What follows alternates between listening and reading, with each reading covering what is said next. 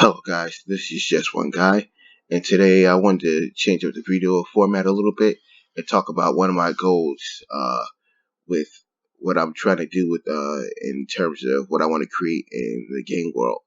Now, for a long time, I was thinking I had this idea back when I came up with my first game, and because I'm a huge Game of Thrones fan, and I always wanted to make a Game of Thrones game, but then I thought if you made a regular Game of Thrones game, just like you did like Skyrim or The Witcher, stuff like that, it'd be pretty boring because one of the most exciting things about Game of Thrones is the intrigue. Like you never know what the characters are gonna do, and they always have plots within plots and plans within plans, like in Dune or Game of Thrones.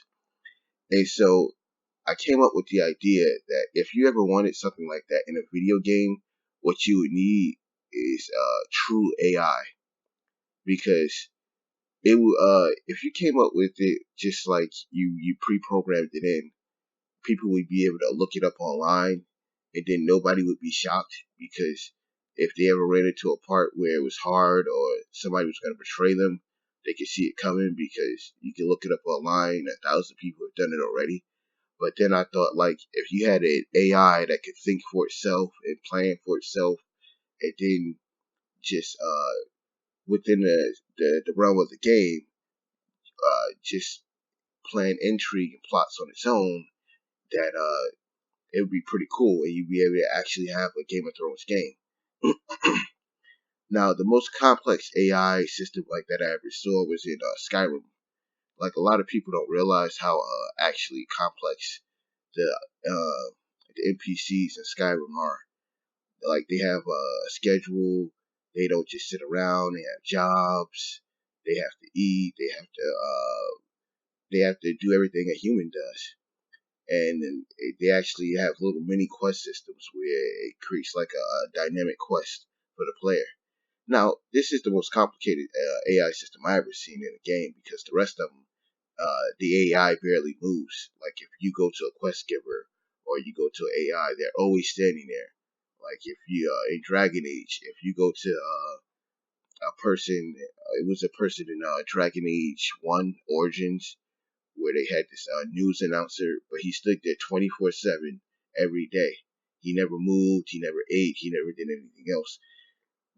So what I'm trying to say is, my goal is to create a true AI where you can to make a AI system even more advanced than that Skyrim system that I saw. Excuse me. And I know a lot of people are gonna say the AI in Skyrim isn't that complex, but it's pretty complex when you look at it. You won't find anything else like it, at least not unless you play a strategy game or something like that, where even then they're not that complex because they're not dealing with individual people. It's more of a system of nations doing something like that. But my goal is to create like a true AI where if you left the AI alone, it could play the game by itself, and they would do whatever they want by itself. Now, I looked into neural networks, and they're good, but a lot of neural networks are based on the AI learning, but it learns like random things. It's not really a perfect system. You would have to have a more precise system, and that's one of the things I'm coming up with now. If you see my last video, you'll see the Mistborn emotional manipulation system, and that's basically controlled by, where is it? Go to an AI. If we go in here, you can see I have something called brain, and this is the AI's brain. And right now, he has a bunch of emotional states he can feel, and he can notice you manipulating his emotions and stuff like that and everything like that. But this is the beginning of that system, because before I've already created a lot of elements of this system.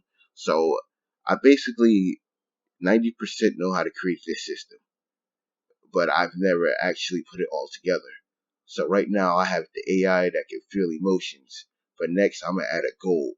Now the gold is gonna be the driving force behind the AI.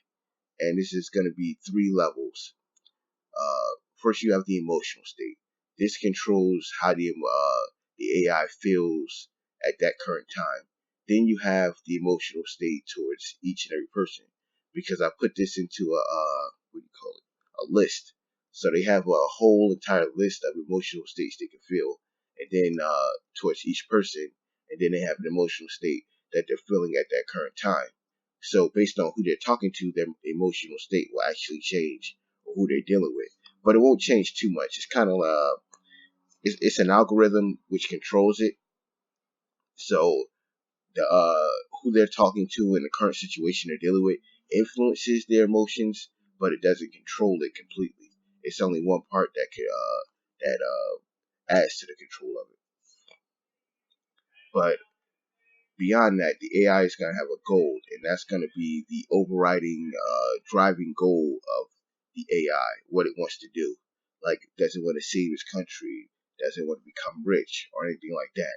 And then it's going to have a basic survival state where it needs food, water, uh, it can't let its health get too low and everything like that.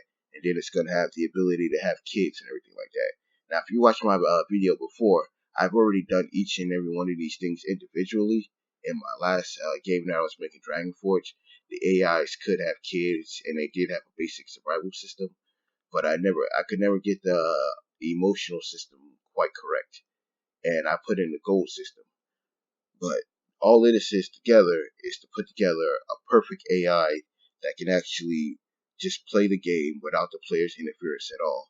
This way, you can have a perfect Game of Thrones type game where, say, I give the AI the goal that he wants to become king.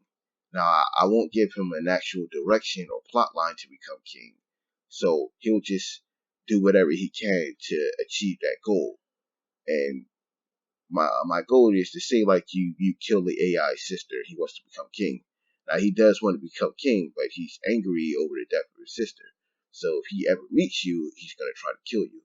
And it's just to have like random, unexpected moments like that, where you can never truly predict what the AI is gonna do. You have a reasonable assumption of what he's gonna do, but you can never truly predict what the AI is gonna do. That way, when intrigue happens, you can play it like it's actually happening. And so I just wanted to speak on that because it might seem like some of these systems are way overcomplicated, or I'm putting too much into them. But I'm just not doing this Mistborn game.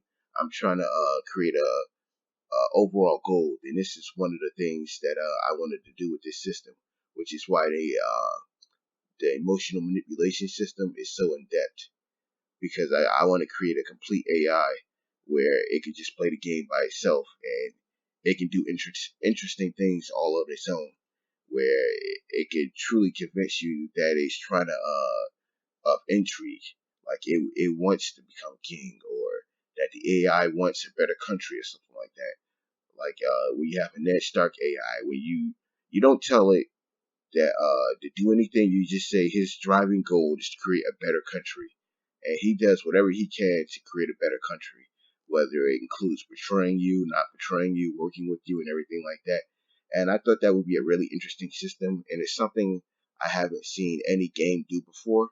And the closest game I ever saw come to it was Skyrim, and they didn't really come close to it because the AI in that game just have a job system and a basic survival system, but they don't actually have goals beyond what the program is specifically programmed in.